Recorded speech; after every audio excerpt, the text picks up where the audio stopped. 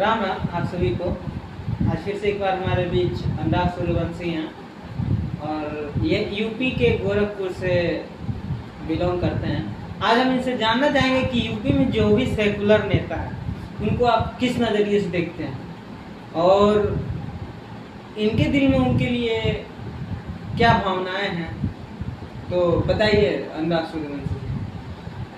जय श्री राम भाई। जय श्री राम। देखिए, यूपी के सेकुलर नेता, सेकुलर होना अच्छी बात है, लेकिन एक धर्म को अपमान करके दूसरे धर्म को प्रसन्न करना यह सेकुलर नेता होने का पहचान नहीं है।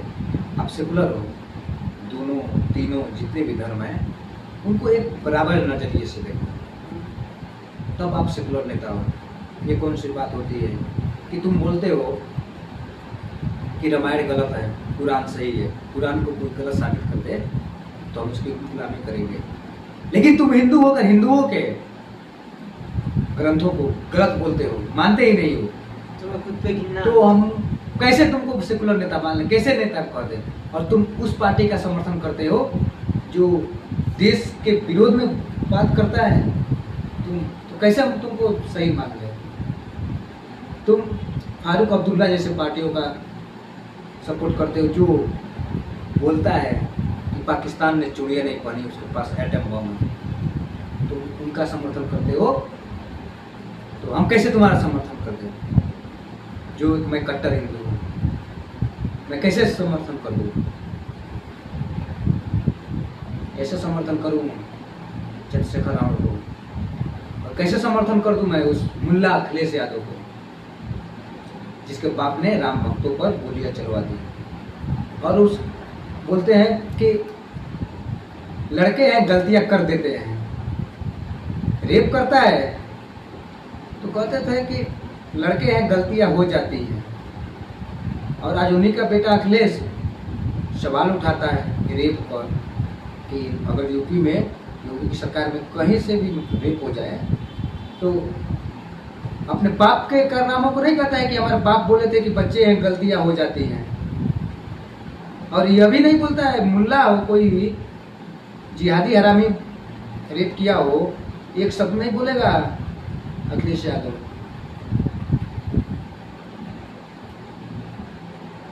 ये सब इस देश के लिए, भारत के प्रत्येक नागरिक के लिए हानिकारक है। ऐसे नेताओं को हमारी नज़र में नेता नहीं है, यह एक देशद्रोही संगठन वाले हैं जिनको अपने भारत से नहीं मतलब है, बस हमारी पार्टी बनी है, नाम है समाजवादी लेकिन काम है परिवारवादी। ये अपने जाति के लोगों को टिकट देंगे, अपने घर के लोगों को टिकट देंगे, लेकिन एक आम आदमी हो उसको टिकट नहीं दे सकते हैं। एक गरीब का बच्चा पॉलिटिक्स में आना चाहता है, उसको टिकट नहीं देंगे। अतीक अहमद जैसे माफिया को टिकट दे देंगे, लेकिन एक गरीब के लड़के को कभी टिकट नहीं देंगे। कैसे हम इनको अच्छा मान लें।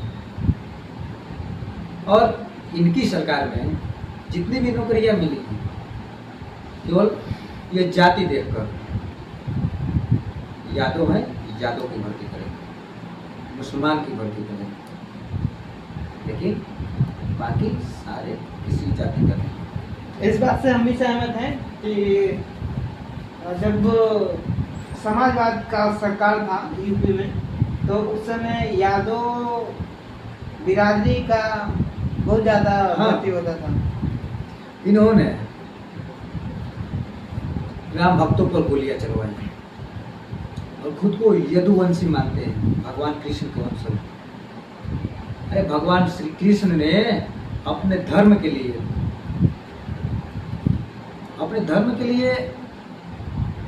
महाभारत तक करवा दिया, धर्म की जीत के लिए।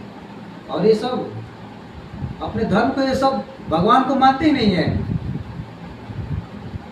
2008 या 9 की बात है, अखिलेश यादव ने बोला था कि मैं भगवान मानता हूँ लेकिन पूजा नहीं करता हूँ। और आज 2024 में बोलते हैं हमसे बड़ा कोई हिंदू है अखिलेश यादव। जो पिछले स्टेटमेंट में बोल रहा है कि मैं भगवान को मानता हूँ लेकिन पूजा नहीं करता हूँ, और इससे घिरी हुई बात क्या हो सकती है? भगवान श्री कृष्ण के प्रतिबिंब के सामने, फोटो के सामने ये सब पूरे परिवार के लोग चप्पल पहनकर तस्वीर निकालते हैं और कहते हैं खुद कृष्ण के वंशज हैं। अरे जो अपने भगवान का सम्मान नहीं कर पाता वो भारत के जनताओं का क्या सम्मान करेगा? क्या उम्मीद करें हम नेताओं से, इन देशद्रोही वाले नेताओं से, जो केवल माफियाओं को पालते हैं, माफियाओं को टिकट देते हैं, दंगा कराने वालों को टिकट देते हैं, लेकिन एक आम आदमी को टिकट नहीं देते हैं। और यही सब सेकुलर नेता लोग जाति के नाम पर लोगों को बांटते हैं। जाति जनगणना इसलिए मांग रहे हैं लोग कि हम हिंदुओं को बांटे, हिंदू को बांटकर इनको तोड़े, लेकिन जब तक हमारे जैसे कट्टर हिंदू है तब तक ये लोग कामयाब नहीं होंगे। और इस बार की जो जाति जनगणना होगी वह जातिगत जनगणना सिर्फ और सिर्फ हिंदुओं को ही नहीं, जितने भी हैं धर्म के लोग, जितने भी पंथ वाले लोग हैं, धर्म तो एक ही है सनातन धर्म, बाकी तो सब पंथ है, जितने भी पंथ के हैं उनको भी तोड़ा जाएगा। और उस जाति जनगणना में हिंदू 80% लिखा जाएगा, बाकी सब शिया इतना परसेंट, सुन्नी इतना परसेंट, वाबी इतना परसेंट, ऐसे होगा जाति जनगणना। हर बार हिंदू नहीं बटेगा, इस बार हिंदू जग चुका है। कितना वो आपको कोशिश कर लो कि हिंदू को तोड़ ले, लेकिन भारत का प्रत्येक हिंदू, कट्टर हिंदू ऐसा नहीं होने देगा। तुम कितना जाति जनगणना की मांग कर लो, लेकिन हमारे जैसे कट्टर हिंदू लोग जाति जनगणना नहीं करेंगे। हाँ, गरीबी जनगणना होगा, अमीरी जनगणना होगा, आरक्षण मिलेगा, लेकिन जाति के नाम पर नहीं मिलेगा। जो आरक्षण के लायक है उन्हीं को आरक्षण दिया जाएगा। ये नहीं कि हम जाति के नाम पर दे दे, जाति में तोड़ दे हिंदुओं को और दूसरे समुदाय के लोगों को इकट्ठा कर ले। अरे भाई, तुम कृष्ण के वंशज हो ना। कृष्ण ने कब जालीदार टोपी पहना था? जो तुम जालीदार टोपी पहनने घूमते फिरते हो, नमाज पढ़ते हो, फतवा पढ़ते हो, लेकिन राम मंदिर नहीं जाते हो। और जिसको तुमने भारत का लुटेरा बोला था, उसने एक बार न्योता दे दिया, उसके बेटे के शादी में जाकर पत्तल चाटने चले गए, लेकिन राम मंदिर के न्योता को ठुकरा दिए। ये कहाँ का तुम्हारी मानवता है? कहाँ का तुम्हारा राष्ट्रीय की बात करोगे? तुम क्या बात करोगे? तुम सेकुलर नेता होते तब, जब तुम सारे धर्म को लेकर चलते, सारे इंसान को लेकर चलते, तुम एक ही पक्ष के लोग को लेकर चलते हो, अपने जाति के लोगों को लेकर चलते हो, हिंदू को साथ नहीं लेकर चलते हो। तुम एक विशेष जाति को लेकर चलोगे, यादव को और मुसलमान को, बाकी सब जाति कहाँ जाएंगे? ये सब आखिर में भारत की है ना, हिंदू ही है ना। हिंदू को तुम क्यों तोड़ना चाहते हो? क्यों इनको आपस में लड़ाना चाहते हो? अरे हिंदू है, भारत की पहचान हिंदू से ही है। भारत एक हिंदू राष्ट्र है, तुम्हारे रोकने से रुक जाएगा? तुम कितना कुछ कर लो, भारत हिंदू राष्ट्र बनेगा, जरूर बनेगा। जब तक हमारे ऐसे कट्टर हिंदू लोग हैं, जितने भी हिंदू भाई हैं, तब तक यह है, आशा है, विश्वास है, अपनी जान दे देंगे हिंदू राष्ट्र के लिए, हिंदू राष्ट्र बनाएंगे। भारत के संविधान के पन्नों में भारत हिंदू राष्ट्र दर्ज होगा। तुम दोगले नेताओं कितना भी जोर लगा लो हिंदुओं को बांटने में, लेकिन अब हिंदू पूरी तरह से जग चुका है। तुम 8,500 का लालच देकर हिंदू को तोड़ सकते हो, उन्हीं हिंदुओं को तोड़ सकते हो जो तुम्हारे तलवे चाटते हैं, तुम्हारे इशारे पर नाचते हैं। हमारे जैसे हिंदू को तुम एक, अरे आप बात नहीं कर सकते हो, डिबेट नहीं कर सकते हो, तुम्हारी औकात नहीं है डिबेट करने की, बात करने की। और संविधान संविधान चिल्लाते हो, बाबा साहब का संविधान है, खत्म नहीं करने देंगे। अरे तुम्हारा संविधान तो उसी दिन खत्म कर दिए थे। अरे उस दिन संविधान नहीं खत्म हुआ था जिस दिन मुस्लिम पर्सनल लॉ बोर्ड लाया, वक्फ बोर्ड ला दिए। तुमने क्यों नहीं सनातन धर्म का बोर्ड लाया? सनातन बोर्ड की मांग की कभी? तुम तो चमचा बनते फिरते हो। फिलिस्तीन पर बात कर रहे थे, लेकिन बांग्लादेश में हिंदुओं को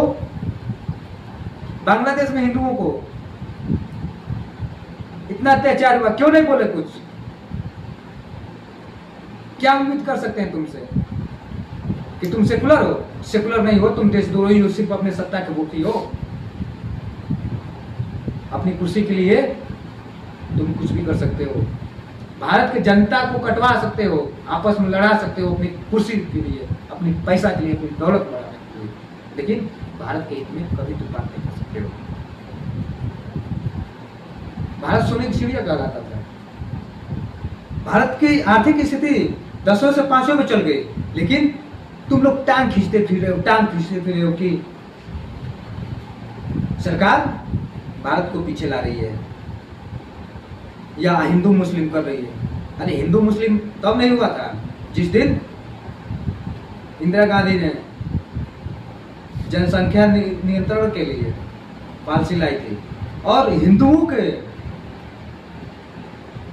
लोगों को जबरदस्ती पकड़कर नसबंदी करा रही थी, और उसी दिन किसी मुस्लिम का बेटा उसे पैसा दिया जा रहा था, और रामलाल का उसी दिन पकड़कर नसबंदी कराया जा रहा था।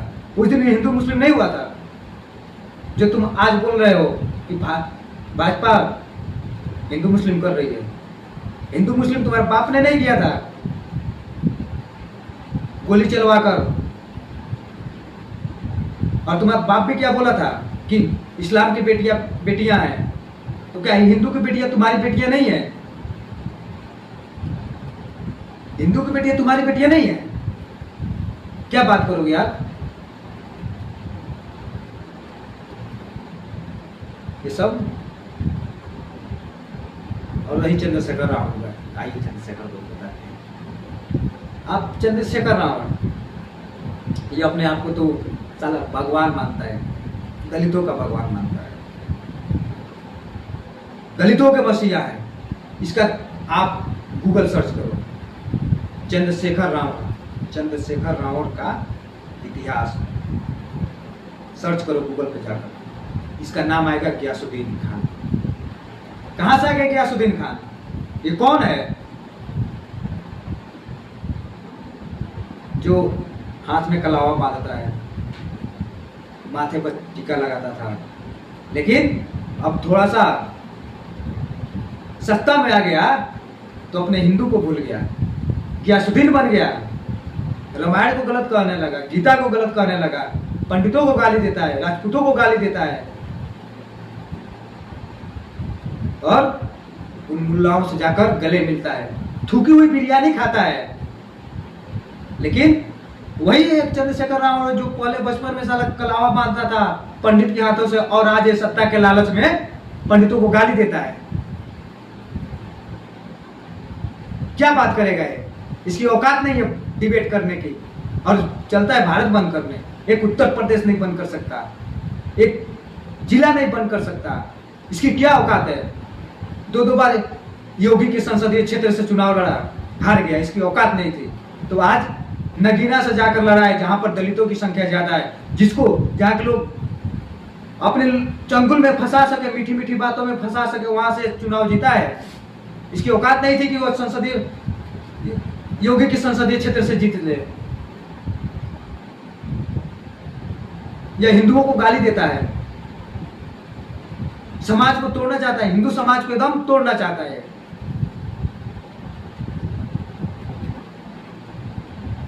यह एक नंबर का कमी नहीं इंसान है। यह बाबा साहब के नाम को भी बेच रहा है। अरे बाबा साहब हमारे लिए भी भगवान थे, भारत के प्रत्येक इंसान के लिए बाबा भीमराव अंबेडकर साहब जी भगवान है, मेरे लिए भी भगवान है, आपके लिए भी भगवान है। लेकिन यह बाबा साहब के नाम को बेचता है, उनके बताई हुई चीजों का उल्लंघन करता है। उनके जो बाबा साहब बोले उसको उल्टा करता है। बाबा साहब बोले थे कि मैं तब तक भारत का बंटवारा नहीं मानूंगा जब तक एक भी मुसलमान भारत में है। अरे उल्टा करता है, कहता है मुसलमान आओ आओ आओ। बाबा साहब ने कब कह दिया था कि मुसलमान भाई है? हाँ, उन्होंने कहा था कि पाकिस्तान ज्यादा दिनों तक नहीं रह पाएगा, इसको भारत में मिलना ही होगा। यह थोड़ा ना कहा था कि मुल्लाओं को बुला लो भारत में, उनसे दोस्ती कर लो, जालीदार टोपी पहन। उनके पास भी ऑप्शन था जालीदार टोपी पहनने का, लेकिन उन्होंने ठुकरा दिया। उन्होंने चुना तो भगवा ही चुना। और इस अलग के लोगों को गुमराह करता है कि बाबा साहब के आरक्षण को, हमारी आरक्षण खत्म कर रहे हैं। अरे इसको मालूम नहीं है आरक्षण के बारे में, आरक्षण क्या होता है। केवल जो पैसे के पौवे पर लोग बिकने वाले हैं, उनकी संगठन बनाता है। हाँ मोहल्ला, दिल्ली चलो, यहाँ चलो, कर सकता है और कुछ नहीं कर सकता है। यह संगठन बनाया है भीम आर्मी।